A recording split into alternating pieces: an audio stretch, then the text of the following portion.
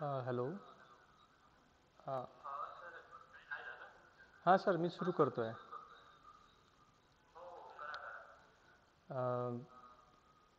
Doctor Panjabrao Deshmukh polytechnic मधून आयोजित हा कार्यक्रम अ, आझादी का अमृत महोत्सव हा आपण काही व्याख्याने घेऊन साजरा करतो आहे, की जेणेकरून आजच्या ह्या तरुण पिढीला आझादीमध्ये किंवा ह्या स्वातंत्र्यामध्ये ज्या लोकांनी लढा केला आणि आपल्याला हे स्वातंत्र्य आपल्याला अर्पण केलं, आपण ते उपभोगतो आहे. खरंच त्याची जाणीव किती असायला पाहिजे आणि त्याची जाणीव असायला पाहिजे आणि ती कितपत असायला पाहिजे, ते विसर व्हायला नको. त्या दृष्टीने हा महाराष्ट्र शासनाने घालून दिलेला आपल्याला एक नवीन आदेश म्हणूया किंवा आपल्याला एक जाणीव करून देण्याचा एक संकल्प म्हणूया, की जेणेकरून आपल्याला आपल्या भारताच्या स्वातंत्र्यासाठी ज्या ज्या लोकांनी बलिदान दिलं आणि ज्या ज्या लोकांनी आपल्याला स्वातंत्र्य मिळवण्यासाठी जे काही कार्य केलं, त्या कार्याची माहिती आणि त्याची जाणीव आजच्या तरुण पिढीला, म्हणजे जे की विद्यार्थी तंत्रनिकेतनमधले असो किंवा अभियांत्रिकीमधले असो किंवा साधारण आर्ट कॉमर्समधले असो किंवा कोणत्याही शाखेतले असो, त्यांना याची जाणीव होण्यासाठी या उद्देशाने हा कार्यक्रमाचं आयोजन आहे.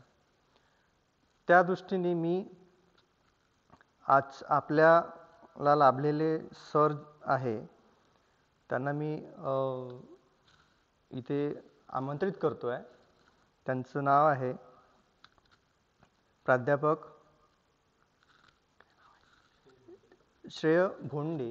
यांचं मी इथे स्वागत करतो आहे आणि सर आपण लवकरच यांच्या स्वातंत्र्याच्या लढ्याबद्दलची माहिती आणि त्यांच्याबद्दल खूप काही योगदान कसं काय आपल्याला मिळालेलं आहे त्याबद्दल आपण मार्गदर्शन करावं आणि विद्यार्थ्यांना खूप काही माहिती मिळावी, जेणेकरून विद्यार्थ्यांना कळायला हवं की भारताचं स्वातंत्र्य हे काय मोलाची चीज आहे हे यातून आपल्याला कळायला हवं. Sir please.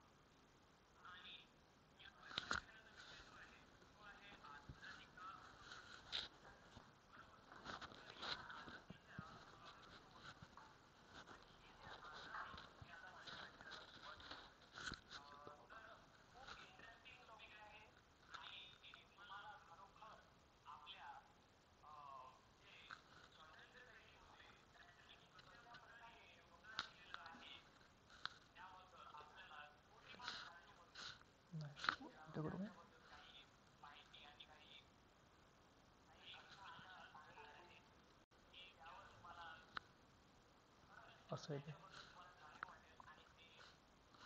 तसं आहे.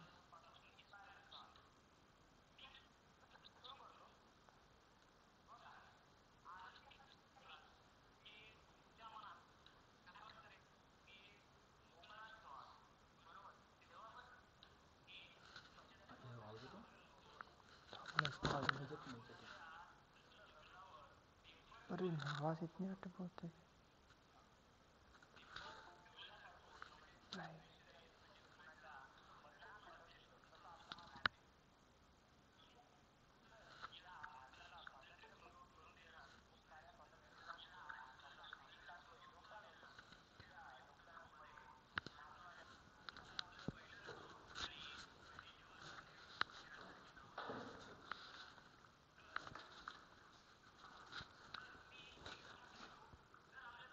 हिरव्याच्या नाही.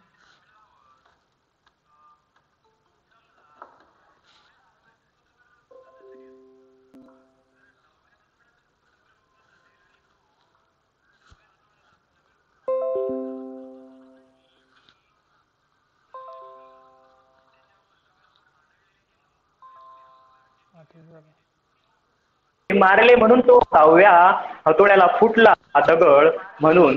तशाच प्रकारे सर्व सर्व स्वातंत्र्यवीरांनी आपले योगदान, बलिदान आणि त्यासाठी आपले जीवन अर्पण केले स्वातंत्र्य मिळवण्यासाठी. ठीक आहे. तर अशा प्रकारे त्यामध्ये भगतसिंग, बाळ गंगाधर टिळक, लाला लजपतराय यांसारखे अनेक आपले स्वातंत्र्यवीर हे आपले योगदान त्यामध्ये मोलाचा वाटा देत होते. ठीक आहे. त्यापैकी एक महत्वाचा लेजंडरी म्हणजे लीडर मी त्यांच्याबद्दल आज बोलणार आहे. ठीक आहे. तर आता या व्याख्यानाची खरी सुरुवात मी इथून सुरू करणार. राज्य होतं ओडिसा. राज्य होतं ओडिसा आणि ओडिसामधील कटक हे एक सिटी होती. त्या सिटीमधील त्यांचं नाव होतं सुभाषचंद्र बोस. ठीक आहे. यांचा जन्म झाला 23 जानेवारी 1897 मध्ये. ठीक आहे. तर ओडिसामध्ये त्यांच्या वडिलांचे नाव जानकीनाथ बोस, ते एक लॉयर होते. काय होते? लॉयर होते. बघा, लॉयर होते आणि त्यांनी असा हा लीडर माणूस, त्यांना पुढे चालून नेताजी असं म्हटलं जात होतं. हे नेताजी त्यांनी नाव नाही पाडले होते, हे लोकांनी त्यांना नाव दिलं होतं. कारण त्यांच्या लिडरशिपची एक काय म्हणू शकतो आपण त्याला, लिडरशिपचं हे एक पद भेटलेलं होतं. ठीक आहे. कारण त्यांच्यामध्ये ते इनबिल्ड होतं. बघा, लिडरशिप. आता पुढे चालून ते कसे आपल्या स्वातंत्र्य मिळवून देतात ते बघूया. त्यांचं कसं स्वातंत्र्य मिळवून देण्यास वाट आहे, त्यांचे कसे योगदान आहेत ते बघूया. आता बघा, ते ओडिसामध्ये आणि कटकमध्ये त्यांचा जन्म झाला. नंतर त्यांनी युरोपियन स्कूल आहे कटकमध्ये, तिथे त्यांनी जॉईनिंग केली. त्यांनी स्कूल तिथं सुरुवात केली आपल्या शाळेचे. पूर्ण वर्ष 1913 मध्ये ते 1913 पर्यंत त्यांनी सेकंड रँक करून HSC आपली क्वालिफाय केली. 10th क्लास क्वालिफाय झाले सेकंड रँक घेऊन.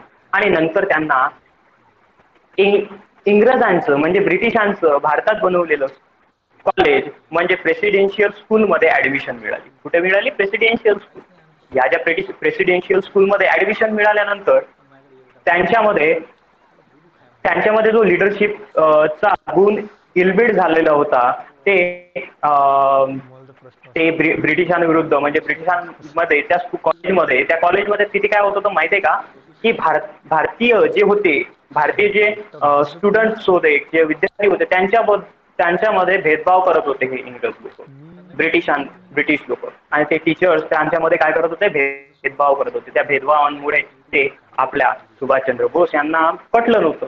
तर सुभाषचंद्र बोस म्हणत होते की त्यांनी त्यांच्या हेड ऑफ डिपार्टमेंटला कळवलं. नंतर त्यांच्या प्रेसिडेंटला कळवलं, मतलब त्यांच्या प्रिन्सिपलला कळवलं. आणि प्रिन्सिपलला कळवल्यानंतर त्यांनी म्हटलं की सर, की आमच्यासोबत असा हा भेदभाव होत आहे. आणि हा ते असं म्हटल्यानंतरही तो काही थांबला नाही. आणि या भेदभावाविरुद्ध, भारताच्या या भेदभावाबद्दल ते बोलत असताना त्यांना 1916 मध्ये त्या स्कूलमधून काढून टाकण्यात आलं. कॉलेजमधून त्यांना काढून टाकण्यात आलं नंतर.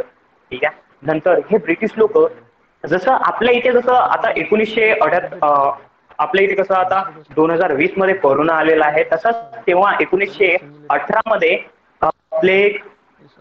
प्लेग झाला, कोलोरा यांसारख्या साथा आलेल्या होत्या तेव्हा. ठीक आहे. ते डिसीज त्यांनी झालेले होते, संसर्गजन्य थोडेफार.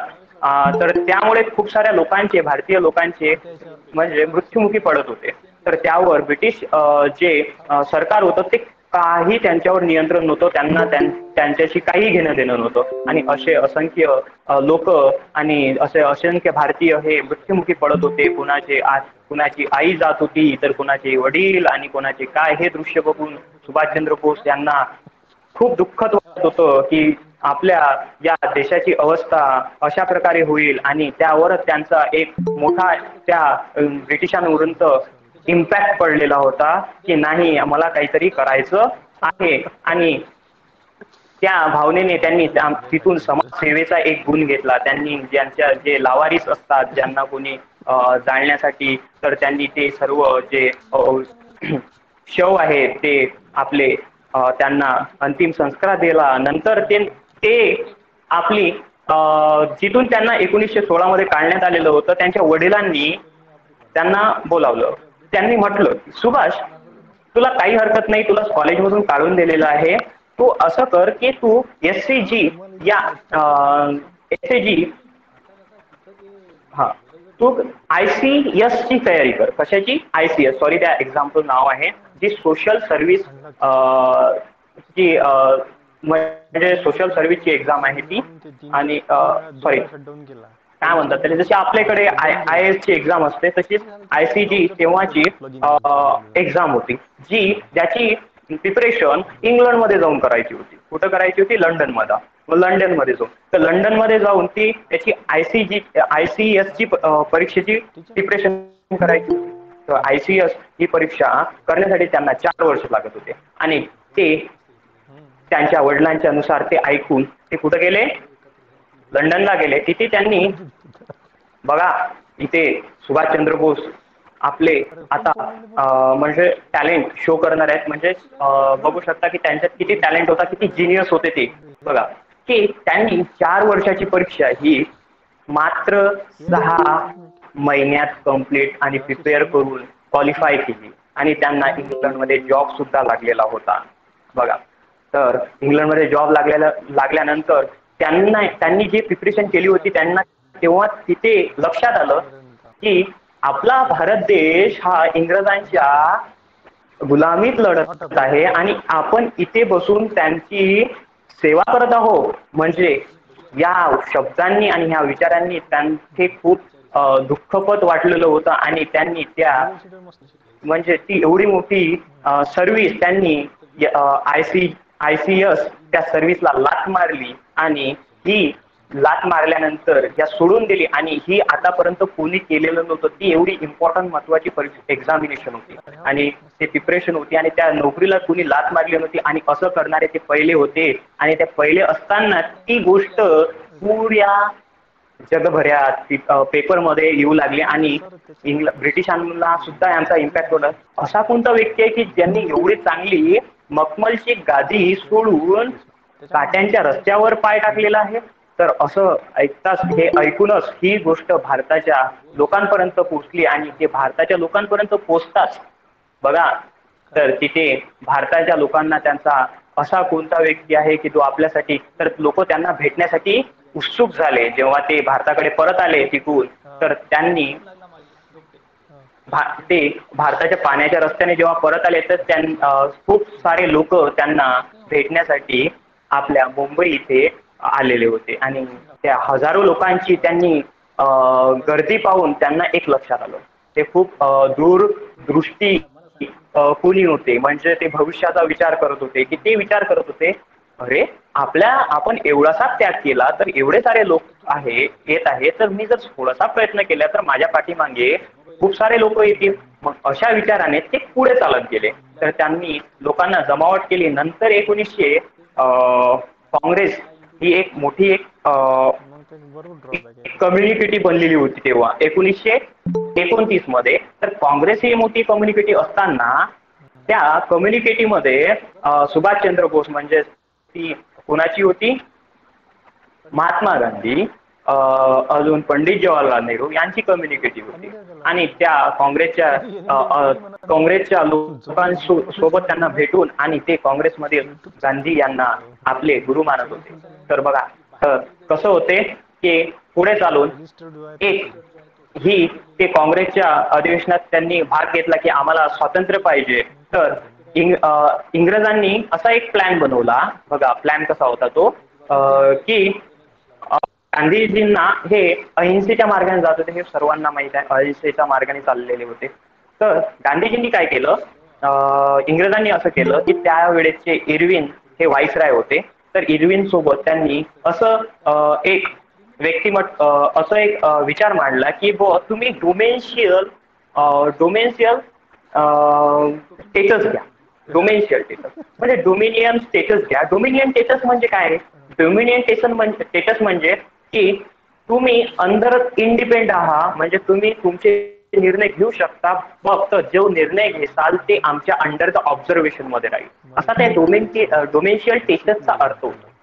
तर ही गोष्ट फक्त महात्मा गांधी यांना पटली, पण आपल्या ही गोष्ट त्यांनी कोलकाता अधिवेशन मध्ये मांडली, आणि कोलकाता अधिवेशन मध्ये मांडताच तेव्हा आपले सुभाषचंद्र बोस यांना ही गोष्ट पटली नाही, की आम्हाला जर हवं असेल तर हे आम्हाला पूर्ण स्वातंत्र्य हवं आहे, आम्हाला डोमेन्शियल टेस्टची काही गरज नाही, असं त्यांनी फटकाळून गांधीजींना आपलं विचार मांडले. आणि गांधीजींना ते विचार पटले, आणि पुढे चालून लाहोर अधिवेशनात त्यांनी स्वतःचा स्वराज्य, पूर्ण स्वराज्य, संपूर्ण स्वराज्य असा एक झेंडा फडकवला. आणि यामुळे गांधीजी त्यांचं भारतात त्यांचं स्टेटस, त्यांचं इमेज ही खूप मोठी होऊ लागली. आणि गांधीजी यांच्या मनातील म्हणजे थोडे थोडे करत करत करत करत गांधीजी त्यांचे हे गुरु होते, आणि बघता बघता बघता बघता त्यांचं स्टेटस मोठं होत गेलं, आणि ते गरम दला म्हणजे गरम, गांधीजी हे नरम दलांचे होते, आणि हे कुठं वळलेले होते, गरम दलांकडे. गांधीजींचे एक फिक्स हे होतं की ते फक्त एका अहिंसेच्या मार्गानेच जाईल. फक्त कशाच्या मार्गाने जाईल? अहिंसेच्या मार्गाने. पण आपले सुभाषचंद्र बोस हे थोडे थोडे थोडे थोडे गरम दलांकडे वळू लागले. त्यांनी गांधीजी समोर एक विचार मांडला. ते म्हणत होते की जर आता वर्ल्ड वॉर 2 चालू आहे, तेव्हा वर्ल्ड वॉर 2 चालू होता बघा. वर्ल्ड वॉर 2 मध्ये काय होत होतं की इंग्लंड हे वर्ल्ड वॉर 2 मध्ये इन्व्हॉल्व्ह होतं. वर्ल्ड वॉर 2 मध्ये, त्यामुळे त्यांची गुंतवणूक तिकडल्या देशांसोबत फाईट करण्यात होते, त्यामुळे त्यांचे दुर्लक्ष होते. आता हा मोका होता की जर भारत एकत्र आलं असतं तेव्हा, तर तेव्हा फाईट करून किंवा आपण युद्ध करून ते त्यांना हरू शकलो असतो, असा तो मोका होता. म्हणजे एक अपॉर्च्युनिटी म्हणतो आपण त्याला. या दृष्टिकोनाने त्यांनी गांधीजीशी विचार मांडले, पण तो गांधीजींना काही पटला नाही. नंतर ते गांधीजींच्या काँग्रेस कमिटीला सोडून तिकडे चालले गेले, आणि त्यांना न मिळाल्यानंतर ते काँग्रेस कमिटीला सोडून गेल्यानंतर त्यांना ते एकटे पडले. तर इंग्रजांनी त्यांना 12 वेळा जेलमध्ये टाकलं आणि खूप सारे अत्याचार केले. त्यानंतर ते त्यांच्या मागे सुटल्यानंतर ते त्यांच्या मागे जासूस लावले. जासूस लावल्यानंतर त्यांना एक विचार आला, जर आपल्याला अंदरून सपोर्ट भेटत नसेल तर आपण ग्लोबल अलायन्सेस डेव्हलप करू. ग्लोबल अलायन्सेस म्हणजे काय रे? ग्लोबल अलायन्सेस म्हणजे बघा, ग्लोबल अलायन्सेस म्हणजे असं आहे की आपण विविध देशांसोबत संबंध गाठू. आता संबंध गाठू, तेव्हा वर्ल्ड वॉर 2 चालू होता. एक ॲक्सियल अलायन्स होतं, आणि ॲक्सियल होती, आणि 2 ग्रुप होते. 2 ग्रुप म्हणतात त्यांना. एक होती ॲक्सियल अलायन्स आणि अलाइड पॉवर. ॲक्सियल अलायन्स आणि अलाइड पॉवर. ॲक्सियल अलायन्स मध्ये होतं जापान, जर्मनी आणि इटली यांचा ग्रुप अलग होता. म्हणजे हे एकाकडून खेळत होते युद्ध, आणि England, USA, Poland, Soviet union यांचा ग्रुप अलग होता. आणि बघा, इंग्लंड, USA, पोलंड हे कशात होते?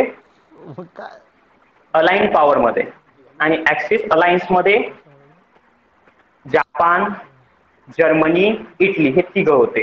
आणि वर्ल्ड वॉर 2 हे अलाइन पॉवर ऑलरेडी जिंकलेले होते. आता वर्ल्ड वॉर 2 चालू आहे. तर वर्ल्ड वॉर 2 मग सुभाषचंद्र बोस हे कोणाची मदत घेतील? ते घेतील कोणाची? ज्यामध्ये जे अलाइन्ड ॲक्सिस अलायन्सची याच्यासाठी की ते इंग्रजांविरुद्ध लढत होते. कसं आपण म्हणतो ना की दुश्मन का दुश्मन हमारा दोस्त, असं त्या क्रियेने ते कनी दूरदृष्टिकोनाने त्यांनी बाहेर आपली काय म्हणतात त्याला, बाहेर मदत घेण्यासाठी ते जर्मनीकडे गेले. कुठे गेले? जर्मनी. आता बघा, हा एक खूप इम्पॉर्टंट किस्सा आहे, आणि तिथे बघा, तिथे तुम्हाला सुभाषचंद्र बोस यांच्या विचार, त्यांची जिनियसनेस, त्यांची इंटेलिजन्सी दिसून येते. बघा, या किस्सेमध्ये ते कोणाला भेटले? ते भेटलेले होते हिटलरला. ते हिटलर हे अलायन्स पॉवर विरुद्ध लढत होते. तर ज्यामध्ये इंग्रज होते, इंग्लंड लढत होता त्यांच्या विरुद्ध. तर अलायन्स पॉवर सोबत ते जेव्हा लढत होते तर हिटलर आलेले होते. तर हिटलर सोबत ते मदत मागण्यासाठी गेले की बा तुम्ही आम्हाला मदत करा आमचा देश स्वतंत्र करण्यासाठी. तर हिटलरनी त्यांना काय म्हटलं बघा. अगोदर हिटलर त्यांची एक मीटिंग झाली. तर त्या मीटिंगमध्ये सुभाषचंद्र बोस बसलेले होते आणि तिथून हिटलर आलेला होता. ते म्हणत होते त्यांच्या भाषेत म्हटलं की सर हॅलो मी हिटलर. तर सुभाषचंद्र बोस म्हणतात की नमस्कार मी सुभाषचंद्र बोस. मला हिटलर यांना भेटायचं आहे. बघा हिटलर तर सोबतच होते. तर हिटलरांना भेटायचं आहे मतलब याचा अर्थ काय होता की जो समोरचा व्यक्ती होता हे हिटलर नव्हते. कारण हिटलर हे यांना आपल्या प्राणाची भीती खूप होती. तर त्यांनी स्वतःचे डुप्लिकेट्स तयार केलेले होते. काय केलेले होते? डुप्लिकेट्स. तेच त्यांना फर्स्ट टाइम तेच त्यांना प्रिपेअर करत होते. तर जेव्हा हे हिटलर यांना कळलं तर ते अचंबित पडले की या पृथ्वीवर आजपर्यंत मला कोणी ओळखलेलं नाही, माझ्या डुप्लिकेट यांना ओळखलं नाही. आज हा कोणता व्यक्ती आहे, हा कोणता मनुष्य आहे ज्यांनी मला ओळखलं की हा माझा म्हणजे मला म्हणजे मी हिटलर नाही आहे भाऊ, माझी डुप्लिकेट आहे असं ओळखलं. तर आता स्वतः हिटलर जातात. तर हिटलर हे ऑलरेडी हे झालेले होते त्यांच्यापासून काय म्हणतात त्याला इम्प्रेस झालेले होते. बरोबर इम्प्रेस झालेले होते. तर हिटलर म्हणतात की हिटलर आले आणि हात गुंडाळून आम्ही उभे राहिले. मीच हिटलर थोडं अंतर मेंटेन करून मीच हिटलर. तर सुभाषचंद्र बोस उभे राहिले आणि त्यांना हॅलो म्हटलं आणि म्हटलं की मी सुभाषचंद्र बोस. मला भारताविरुद्ध हे सर्व जाऊ द्या. म्हणजे त्यांच्या लक्षात आलं हिटलरांची की यांनी मला ओळखलं. तर ही जी त्यांच्यामध्ये दूरदृष्टिकोन आणि जिनियसनेस आणि काय म्हणतात त्याला आणि ॲक्युरेट जजमेंट तो शब्द म्हणजे ॲक्युरेट जजमेंट करायचं की हा हिटलर नाही आहे हे ओळखण्याची शक्ती ह्या ज्या पॉवर्स त्यांच्यामध्ये होत्या. ठीक आहे. तर ह्या पॉवर्सनी ते हिटलर सुद्धा हे झालेले होते, इम्प्रेस झालेले होते. मग हिटलर म्हणतात की तुम्ही कसं का ओळखलं बुवा की मी हिटलर नाही आहे म्हणून, माझे डुप्लिकेट्स आहेत म्हणून ते. तर बघा तर ते सांगतात की जे पुढे तुमचे चालून आलेले डुप्लिकेट्स होते ना म्हणतात की ते जे आहे ना ते जेव्हा त्यांचे बिहेवियर जे होतं ना म्हणते ते मला कळलेलं नाही. कारण कसं आहे मी तुम्हाला मदत मागण्यासाठी आलेलो आणि त्यांचा तो ॲटिट्यूड बिहेव मला तो बिहेव वाटला नाही. म्हणून मी त्यांना सरळ ओळखू शकलो की ते तुमचे डुप्लिकेट्स असतील म्हणून. अशा प्रकारे तर तिथून त्यांनी ते इन्स्पिरेशन म्हणजे इम्प्रेस होऊन त्या हिटलर यांनी त्यांना आपल्या बंदीत असलेले 4000 सैनिक प्लस एक पाणबुडी त्यांनी सांगितलं की मी तुम्हाला तर मदत करू शकत नाही कारण इथून भारत खूप दूर आहे. मी आमच्या अलायन्स पॉवरमध्ये ॲक्सियल अलायन्समध्ये असलेले जपान हे एक माझे मित्र देश आहेत त्यांच्यासोबत तुम्ही तिथून मी तुम्हाला मदत करू देऊ शकतो. तर हिटलर यांनी आपली प्रायव्हेट पनडुबी म्हणून 90 दिवसाचा तो प्रवास असून ते परत जपानला आले. कुठे आले? जपानला. बघा जपानला आल्यानंतर काय झालं की बघा तिथे तर त्यांनी प्लॅनिंग इम्प्रेस करूनच दिलं. हिटलरला सुद्धा इम्प्रेस करून दिलं. आता जपानमध्ये आले. जपानमध्ये असताना टोकियोमध्ये गेले. टोकियोचे प्रेसिडेंट होते. टोकियोमध्ये जे प्रेसिडेंट होते जो नावाचे. ठीक आहे. तर त्या प्रेसिडेंटला आता तिथे बघा तिथे म्हणतात की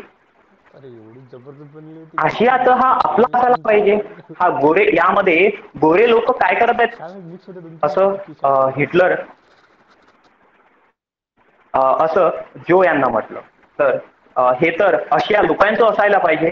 तर तिथे बघून घ्या त्यांचं गोष्ट मानून घेण्यासाठी कोणत्या तऱ्हेचे ते म्हणजे बोलबच्चन देत होते आणि ते त्यामुळे जपानचे जे जो होते ते सुद्धा इम्प्रेस झालेले होते. बघा आणि नंतर त्यांनी जपानची समस्या सुद्धा त्यांना माहित होती की जपान हे सध्या सिंगापूरमध्ये आपलं वर्चस्व गाजवण्यात जात आहे.